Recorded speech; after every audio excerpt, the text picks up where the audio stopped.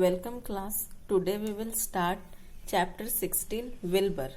So before starting the chapter, let us go through the writer of the story and the word meanings. So let us read about the writer. Ellen Brooke White, 1899 to 1985, was an American writer who was born in Mount Vernon, New York. He was a contributor to the New Yorker magazine and wrote books for children, including Stuart Little and the Trumpet of the Swan.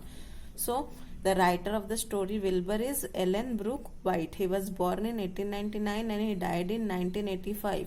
He was an American writer who was born in Mount Vernon, New York, and he was a great contributor to the New Yorker. It was a kind of magazine and he used to write a lot of books for children. Some of his famous books for children are Stuart Little and the Trumpet of the Swan. Now let us read the word meanings. Runt means a small pig. Woodshed, it is a place where wood is stored. Grunted, grunted means low sound which is produced by a pig.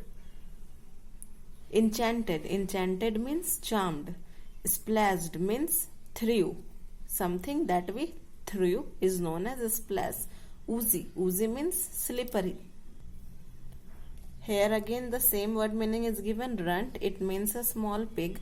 Hollered, hollered means shouted. Now let us start the chapter. Wilbur is a piglet who is about to be killed as he is too little. The story begins with an 8-year-old Fern who works out ways to save the runt. Her father gives the piglet to Fern to look after him. The extract is a part of the children's novel Charlotte Webb. So, in these lines, it is said that Wilbur is a small piglet who lives with 8-year-old Fern. So, Fern takes care of Wilbur. This is a small part from the children's novel Charlotte Webb. Fern loved Wilbur more than anything. She loved to stroke him, to feed him, to put him to bed every morning. As soon as she got up, she warmed his milk, tied his bib on and held the bottle for him.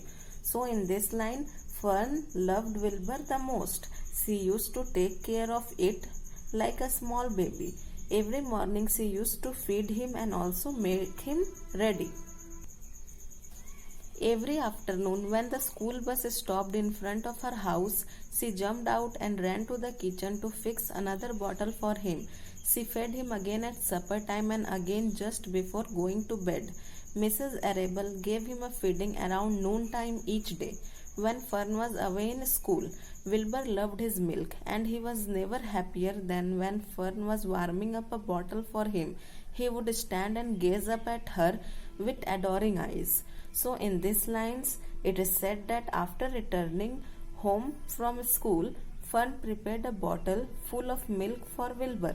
Mrs. Arable, who was Fern's mother, took care of Wilbur when she was away at school.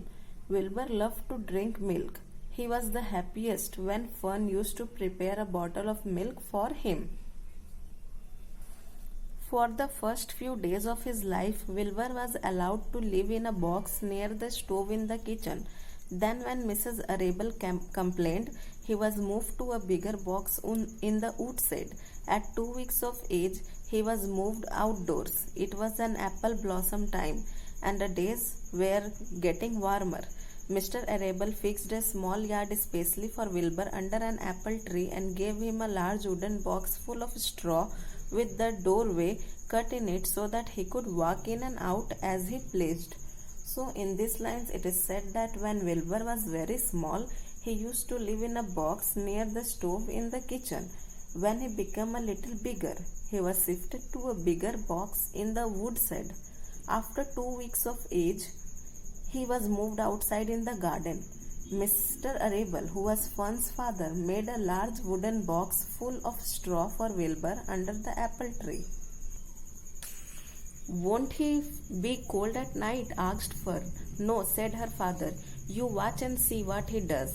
Carrying a bottle of milk, Fern sat down under the apple tree inside the yard.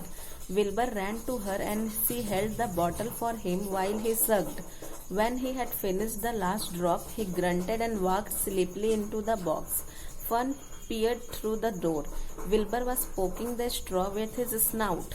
In a short time, he had dug a tunnel in the straw. So, in these lines, Fern is asking to her father that will Wilbur not feel cold at night? Her father replied that no, it will be fine. So, Fern went to his wooden house along with a milk bottle to have a look. When Wilbur saw Fern, he was very happy and started to drink the milk. After drinking milk, he went inside the house where he had dug a tunnel in the straw. He crawled into the tunnel and disappeared from the sight completely covered with straw.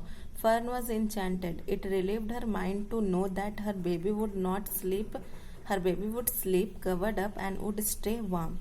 So in this line, when Fern saw that Wilbur was comfortably sleeping and was covered with the straw, she was relieved that her baby would sleep comfortably and would stay warm there. So students, today we have done half of the chapter. So in our next class, in our next video, we will start from where we had stopped. So that's all for today. Thank you.